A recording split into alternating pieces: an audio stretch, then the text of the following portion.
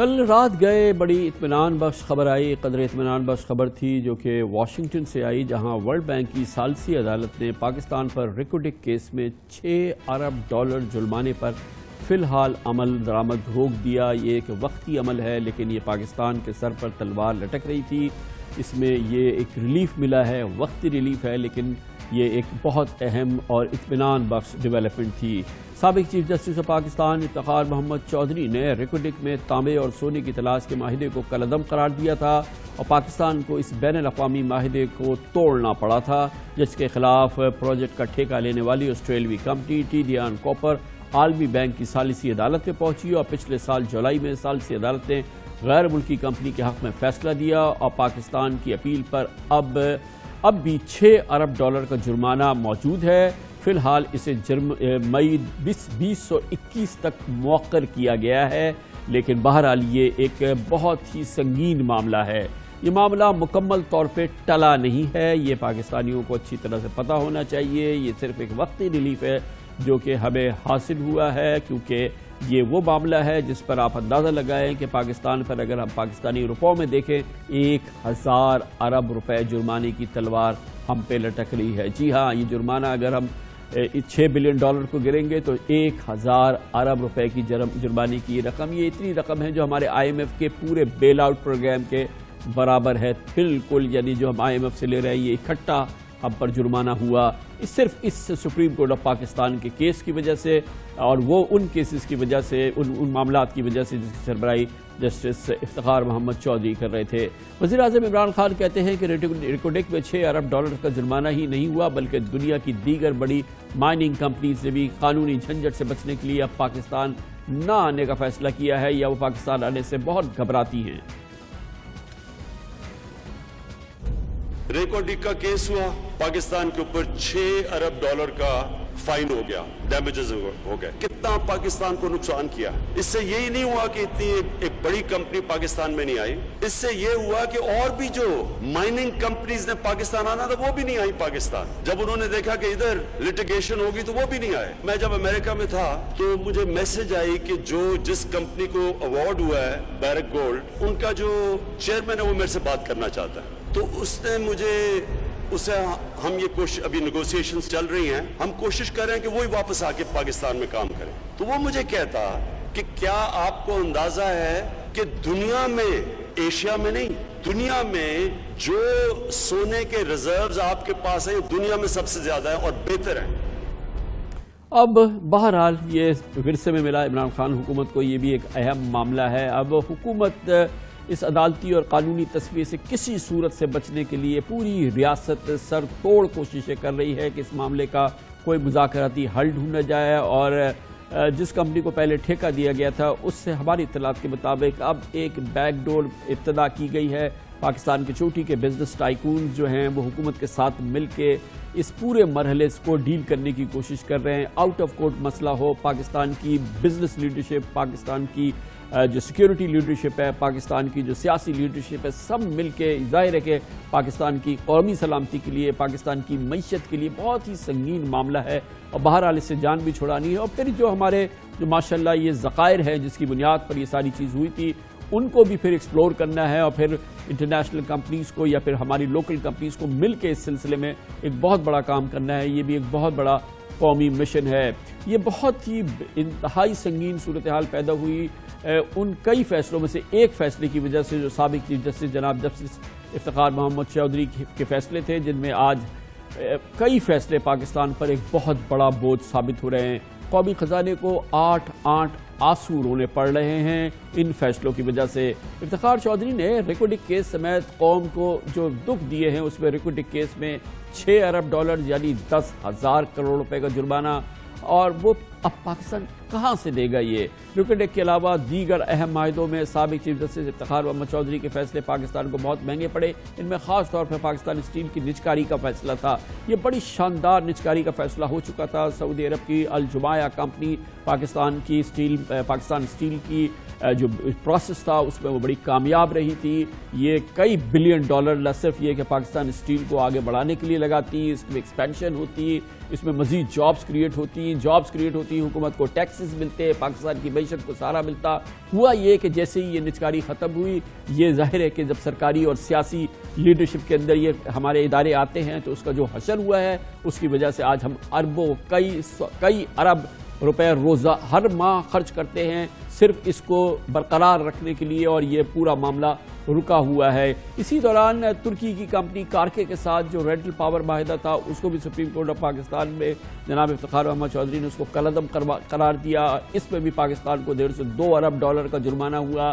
منت سماجت کی جا کے ترکی کے بڑے پاکستان محبت کرنے والے صدر ہیں طیب اردگان، ان سے منت سماجت کی. وزیر اعظم عمران خان گئے، چیف آف آرمی اسٹاف گئے، اور کہیں جا کے کچھ اس مسئلے کا حل ڈھونڈا گیا ہے. یقیناً پوری قوم اس سلسلے میں بہت پریشان ہے، اور یہ تمام فیصلے جو ہیں یہ پاکستان کی جڑ میں بیٹھ گئے ہیں.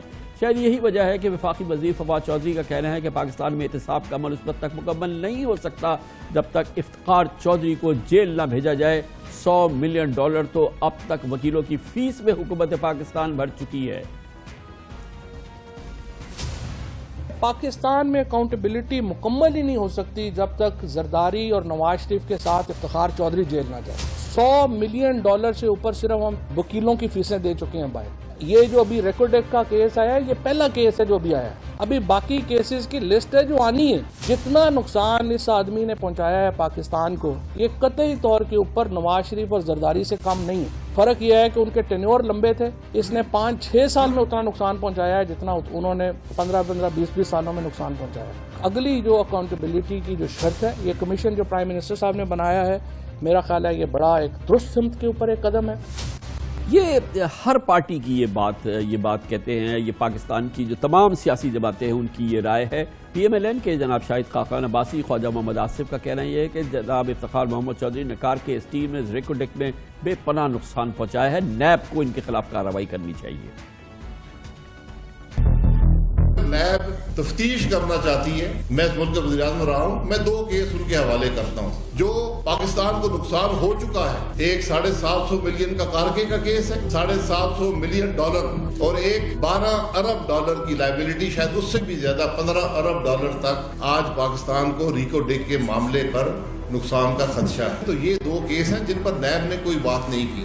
حکومت جو ہے یہ ریکوڈیک کے لیے کمیشن بنانے جا رہی ہے. پہلا ڈیسیژن جو آیا وہ جنرل مشرف کے وقت جو ہے سٹیل مل کی جو ہے پرائیویٹائزیشن کے خلاف ہے. اس کے بعد سینکڑوں بلین جو ہے سٹیل مل کو جو ہے افلوٹ رکھنے کے لیے، اس کو زندہ رکھنے کے لیے حکومت نے دی. کارکے کا $850 یا $900 ملین جو ہے وہ ہمیں ٹھک گئے اس کے اندر. اس کے بعد براڈ شیٹ آیا اور یہ ریکوڈیک. یہ چاروں اور اس کے علاوہ بھی ہیں، یہ چاروں جو ہے ایک امپاور کریں اس ہاؤس کو، اس کی ایک اسپیشل کمیٹی بنائیں. یاد رہے فروری 2018 میں سپریم کورٹ میں LNG معاہدے کے خلاف شیخ رشید کی درخواست مسترد کرتے ہوئے سابق چیف جسٹس میاں ثاقب نثار نے ریمارکس دیے تھے کہ اسٹیل مل کارکے رینٹل پاور ریکوڈیک کا معاملہ ہم دہرانا نہیں چاہتے. ان معاملات میں عدالتی دخل اندازی سے ہمارا بہت بڑا عالمی سطح پر نقصان ہوا ہے. یہ کہنا تھا سابق چیف جسٹس آف پاکستان جناب جسٹس ثاقب نثار کا. یا آپ نے اندازہ لگایا کہ ان فیصلوں سے پاکستان کو وہ نقصان ہوا ہے کہ اگر ان پہ عمل درآمد ہو جائے تو ہماری معاشی کمر خدا نہ خواستہ اس میں بہت کلیدی بہت بڑا نقصان ہو سکتا ہے. اس پورے معاملے پہ بات کرتے ہیں. ہمیں جوائن کر رہے ہیں پاکستان کے بہت ہی معزز قانون ہیں، سابق اٹارنی جنرل پاکستان رہ چکے ہیں اور لاہور ہائی کورٹ کے جج بھی، اور پروسیکیوٹر جنرل نیب جناب عرفان قادر. بہت بہت شکریہ عرفان قادر صاحب. پہلے تو ہم یہ جو شاخسانے ہیں اس پہ تو ہم گفتگو کر ہی رہے ہیں، اس کا ہم نے بیان بھی کیا ہے. فی الحال یہ جو وقتی ریلیف ملا ہے ہمیں عالمی بینک کی یہ ثالثی جو فورم ہے، اس سے ظاہر ہے یہ وقتی کچھ مہینوں کا یہ ریلیف ہے. اس دوران ہم آؤٹ آف کورٹ فیصلے کرنے کی کوشش کر رہے ہیں کہ اس کو ہم ڈیل کریں کسی صورت سے، لیکن جو ہماری کریڈیبلٹی ختم ہو گئی اس کی وجہ سے، جو کہ پرائم منسٹر بھی کہہ رہے تھے، کیا اب بھی آپ کو ممکن ہے لگتا ہے، کیونکہ ہمیں بہرحال اس مسئلے کا حل ڈھونڈنا ہے؟ جی آپ صحیح فرما رہے ہیں کہ یہ بڑا انفارچونیٹ ہوا ہے، کیونکہ جو انٹرنیشنل ہماری کمٹمنٹس ہیں یا جو انٹرنیشنل ایگریمنٹس ہیں جو کہ حکومت پاکستان یا کوئی بھی صوبے کی حکومت کسی دوسرے کے ساتھ کوئی معاہدہ کرتے ہیں کسی باہر کی کمپنی کے ساتھ، اور خاص طور پر جب کہ اس کے اوپر بیچ میں ٹریٹیز بھی انوالوڈ ہوں، تو اس کے بارے میں جو سب سے جو مسلمہ اصول ہے انٹرنیشنل لاء کا، وہ یہ ہے کہ آپ اپنے جو ایگریمنٹس ہیں ان کی پاسداری کرنا آپ پہ لازم ہے.